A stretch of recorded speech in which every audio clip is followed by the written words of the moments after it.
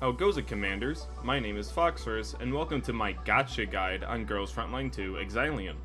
Today, I will go over everything about the gacha mechanics of the game, and how to determine the role of a doll is right for you before you pull them. Firstly, there are two quick ways to get to the gacha. The first way is through the recruitment option in the main menu. The second one is through the navigation screen and tapping on the visitor room. From here, you will normally see 5 tabs on the left hand side.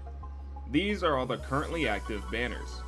The banner list from top to bottom goes a 5-star character, which is typically a new 5-star limited character, and then below that banner will be their signature weapon. Following that is another limited 5-star, and it's usually a rerun of a previous doll, and it can either be a limited character or a standard character. It is then followed by that doll's signature weapon banner. The final banner at the very bottom of the list is the standard banner. The only time you will see one banner, being the standard banner, is during a very brief window in between banner switches, and it's typically for about a day. If you view on any of the limited doll banners, you'll be able to see an animation of that doll. This is the same animation that plays during their level expansion, and it shows them with their 4-star weapon variant. Underneath the banner list, and above the name of the doll, you'll be able to see what their roles are. For example, Racy here is part of the support class. You can also see either 2 or 3 specializations of a doll, with hers being healing/stability regen, as well as having assists and buffs. This will help you determine whether you'd like to have a doll that fits these characteristics and how they function. If you'd like to further analyze a doll, you can click on the magnifying glass icon to go to the simplified refitting room. Here, you can see their base stats at level 60, along with the doll's abilities, their 4 skills, and their passive, as well as be able to tell what element a doll is. You can also see what their fortification levels do in the fortification menu, as well as what their fixed keys are in the neurohelix. Lastly, you can also see this little short PV of a doll in this video icon here on the bottom left that is only shown on this exact menu as far as I'm aware. You can even interact with a doll by tapping on them to see a variety of animations from them. And, if you would like, here on the bottom right, you can do a doll trial where it takes you to a small simulated battle that teaches you the doll's gameplay, so you can get sort of a test drive of the doll, to see if you like their gameplay before you decide to commit to your summons to them. Speaking of summons, how exactly do the gacha mechanics of this game work? To find out, back on the summoning screen for the limited character, click on the details option on the bottom left of the screen. Of the 3 tabs, let's first look at this middle tab here for access rules. From here, we can see how the summoning system works as well as the pity of the game. If you've played a Hoyo game before, this style of gacha will be very familiar to you as they use basically the exact same style. And for those who don't know, I'll break it down so you can understand it. If you scroll down a bit in access rules, you'll find these 4 set of rules. The first one here means that if you do 9 pulls with only 3 stars, then the 10th pull will be guaranteed at least a 4-star character or weapon. This applies whether you're doing singles or a multi. The second rule is the pity buildup.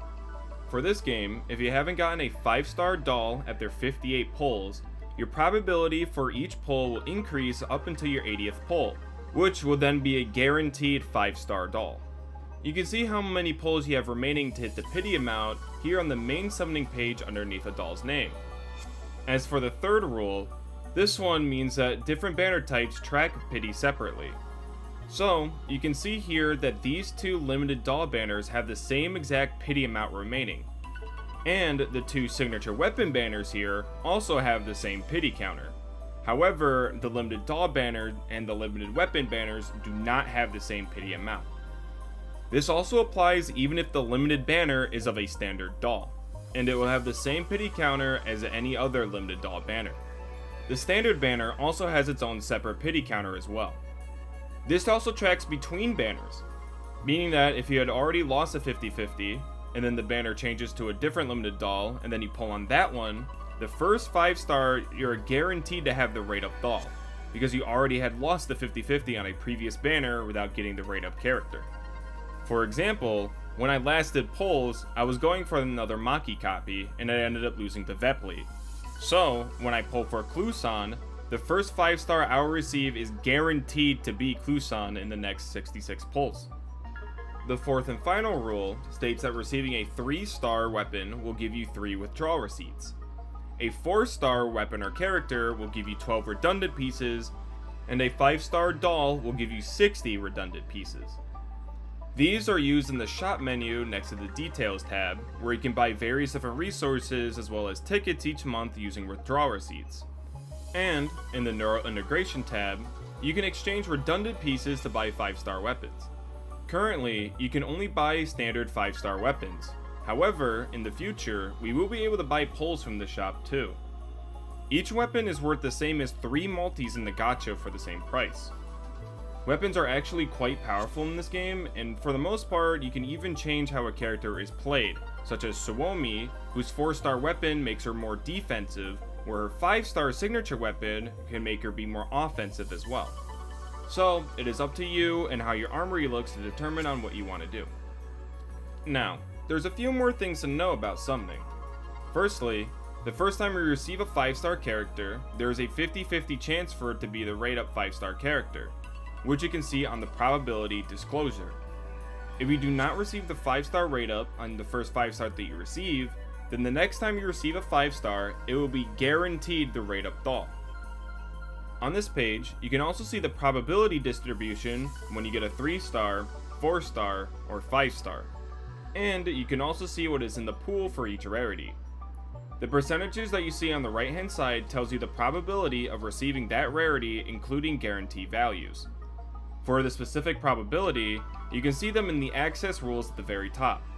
The base probability of receiving a 5-star prior to pull 59 is 0.6%, meaning with the 50-50, the rate up character has a 0.3% chance. For 4 stars prior to the 10th pull, it has a probability of 6%, split between dolls and weapons, giving each a 3% probability. The next thing is duplicates. For receiving copies 2 through 7 of a doll, instead of receiving another doll, you will receive 30 neural archives for that doll instead, which this is used in the fortification level to upgrade their V amount. 30 neural archives is equal to 1 fortification level. From the 8th copy onwards, you will receive 18 redundant pieces instead, giving you a total of 30 redundant pieces for receiving that doll's copy. For 5-star dupes, it follows the same exact thing as a 4-star, except you'll get an extra 90 redundant pieces after copy 7, for a total of 150. For weapon dupes, you will just receive an extra copy of the weapon. Lastly, if you would like to see your pull history, you can check out the access records, where you can see every pull you've done in the last 6 months, with about an hour delay after you've done a pull. This will help tell you if you're on a 50-50 or on a guarantee if you forgot on a particular banner type.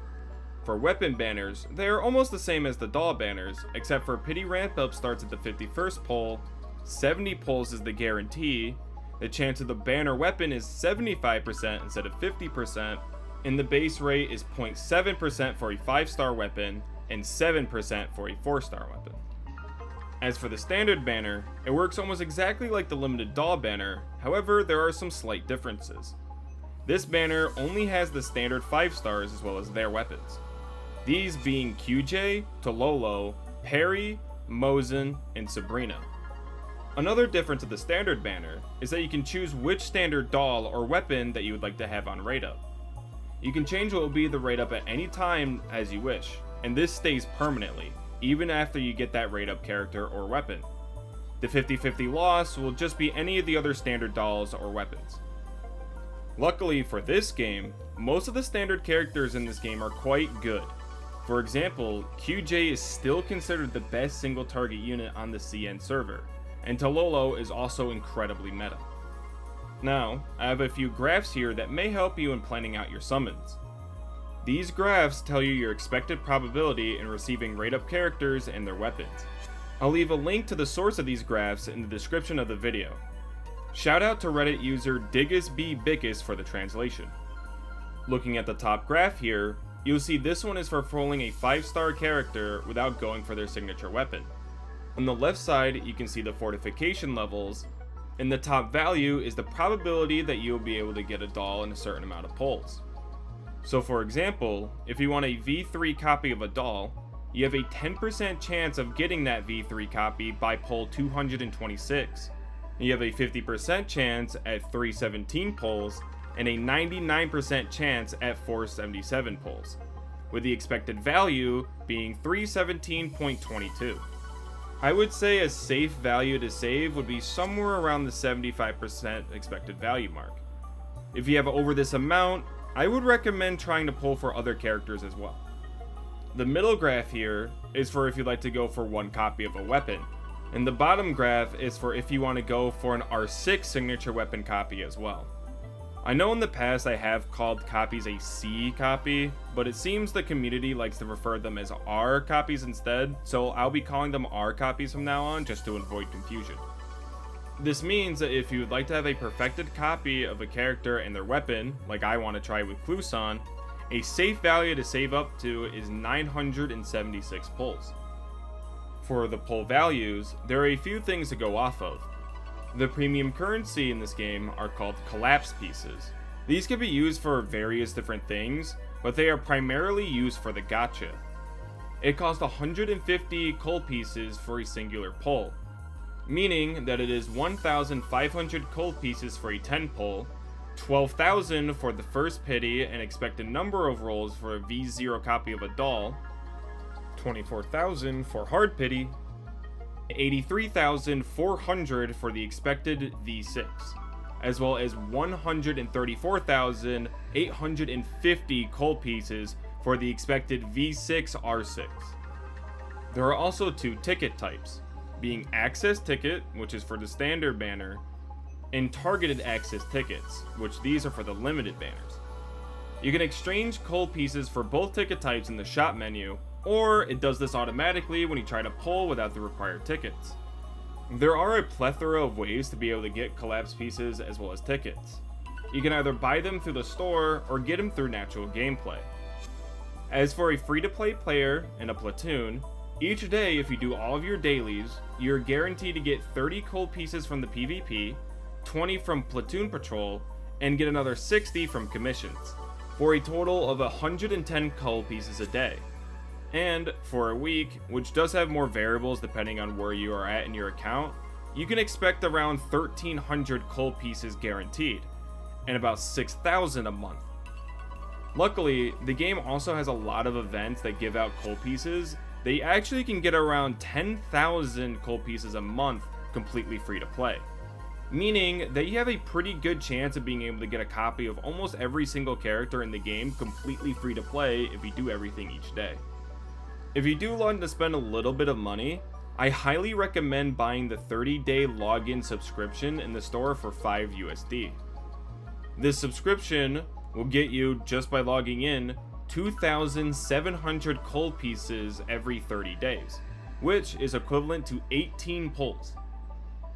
You can also buy the Battle Pass if you would like, which is guaranteed to give you 790 coal pieces, which is 5 pulls, and has a 4% chance of every subsequent tier completion after finishing the pass for 50 more collapse pieces, for $10 US.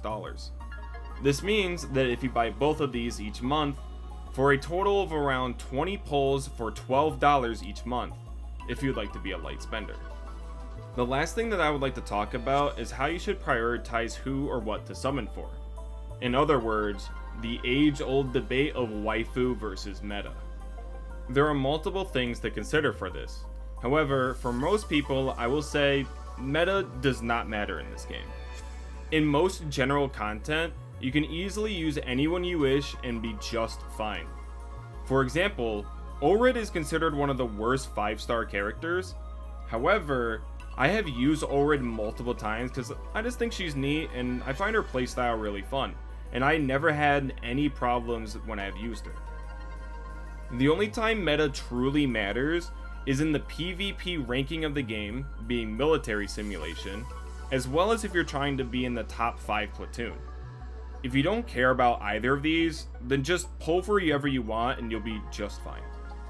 This game does value your understanding of your dolls, as well as your game knowledge, far more than it does your wallet. Another thing to note is that the upcoming banner list for Global is different than that of the CN version of the game. For example, Lena was one of the first dolls to come out on the CN server. However, on global, she still has yet to even be announced to be coming out. Meanwhile, Yohi was announced for global, and she only recently came out on the CN server. All that we do know is what dolls will be coming out and how their kits work. But beyond that, we really don't have any more clairvoyance until Mika confirms what dolls are coming out. And with that, we have come to the end of my intensive guide on the gacha of this game. I wish all of you luck in your summons, and may be able to pull the waifu of your dreams. If you have any questions, feel free to ask them in the comments below, or if you'd like to join our Discord, you can ask me or anyone else there, and anyone will be willing to help you. You can also join my Twitch streams where I stream most days at 7 PM Eastern Time. Don't forget to like and subscribe if you enjoyed the video, and I hope to see you and your waifu on the frontline, Commander.